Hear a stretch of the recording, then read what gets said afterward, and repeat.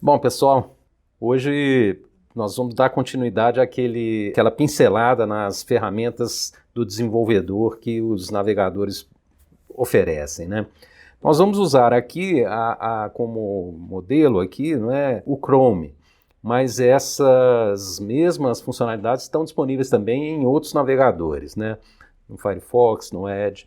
Elas são bastante similares nesse ponto, eles são, né? Então, vamos considerar aqui, vamos supor que isso aqui seja a aplicação. Isso aqui é aquela aplicação do mapa, não é? Rodando no Lume.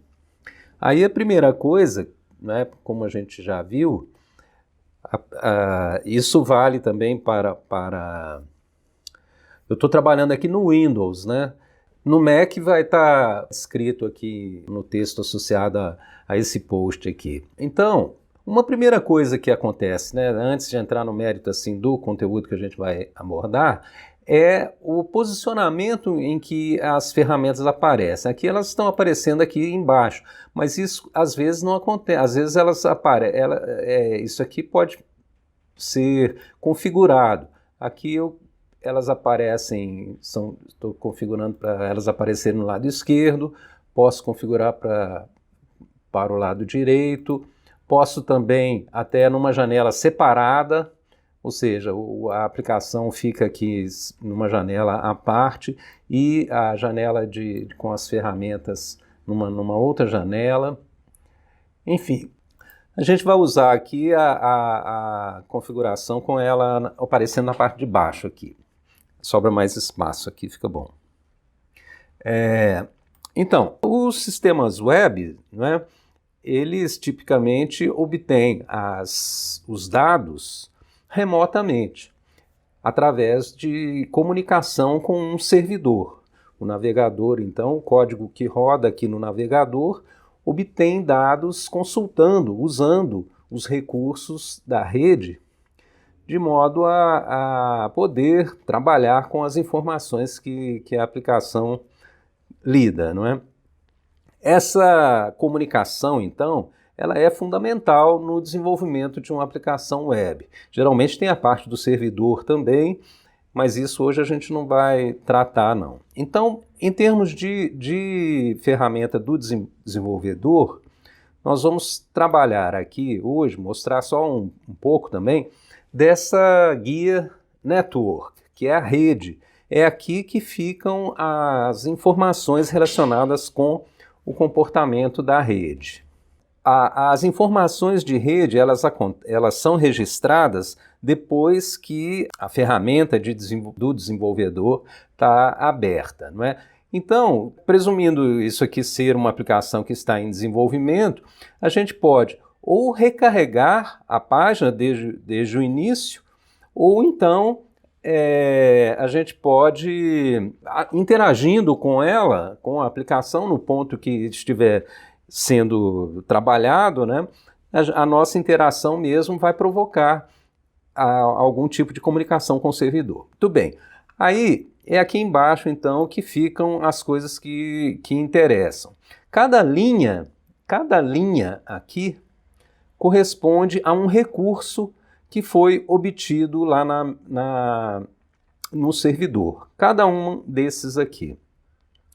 Esses recursos, eles têm uma série de atributos e características que podem ser também que são detalhadas aqui.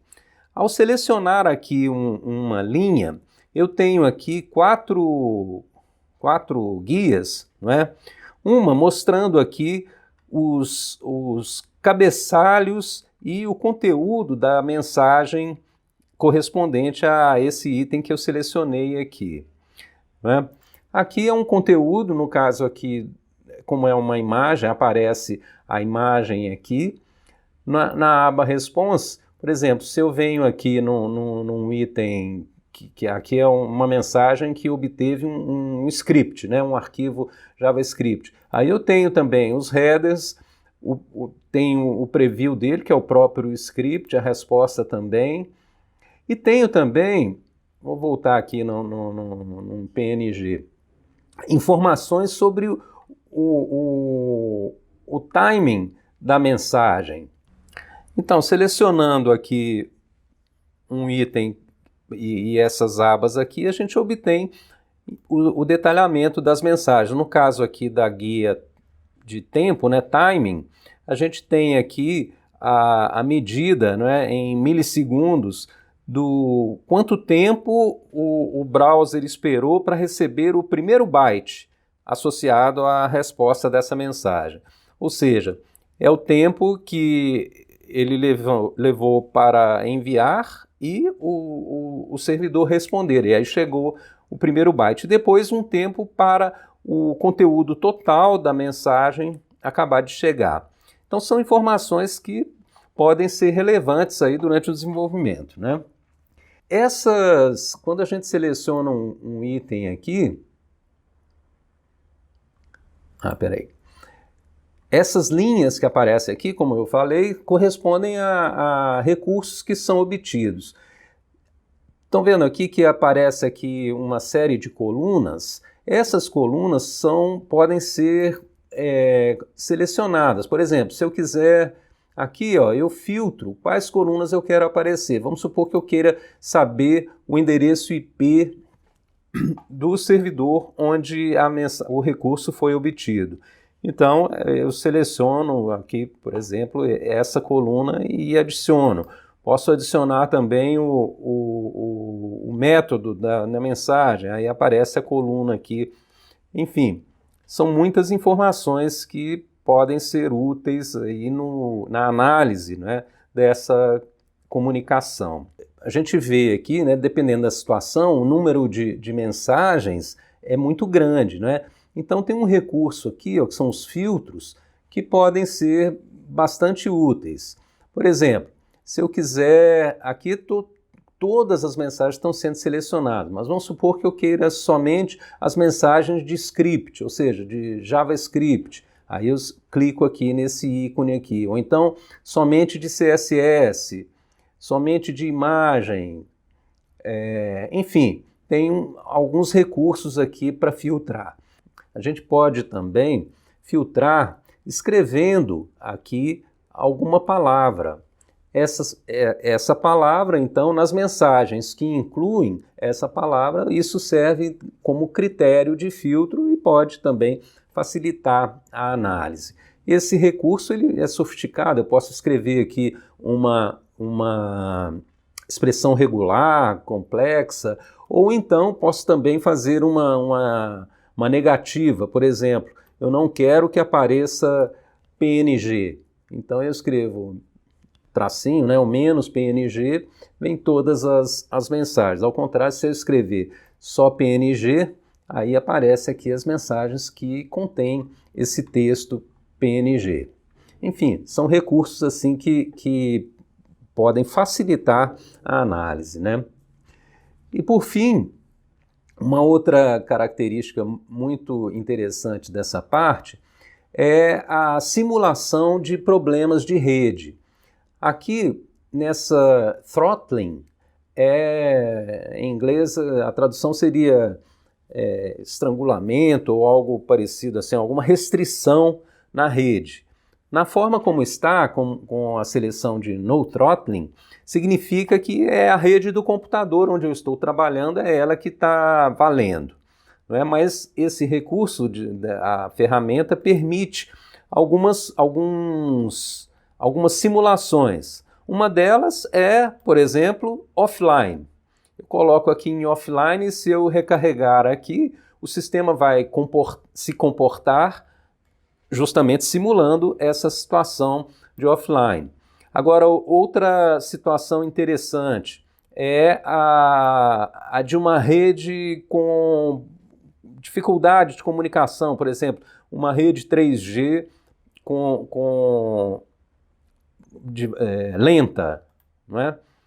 Uma rede 3G lenta. E aí, se eu simulo aqui o início do sistema, a carga inicial do sistema ou qualquer outra situação que eu queira simular, a gente vê que o comportamento é lento. Aliás, aqui, nesse caso, vocês viram que apareceu rápido aqui, né? Mas, na verdade, clicando aqui com o botão direito, ó, nesse recarregamento, a gente tem o recarregamento normal, o forçado e esse esvaziar cache e recarregamento forçado. Esse aqui é que é o recarregamento total mesmo. Vejam que eu selecionei, o browser demora um pouco para reagir e a própria reação do sistema é bem mais lenta. Isso serve também justamente para a gente observar como o sistema se comporta nessas situações, né? Às vezes o dispositivo que o usuário trabalha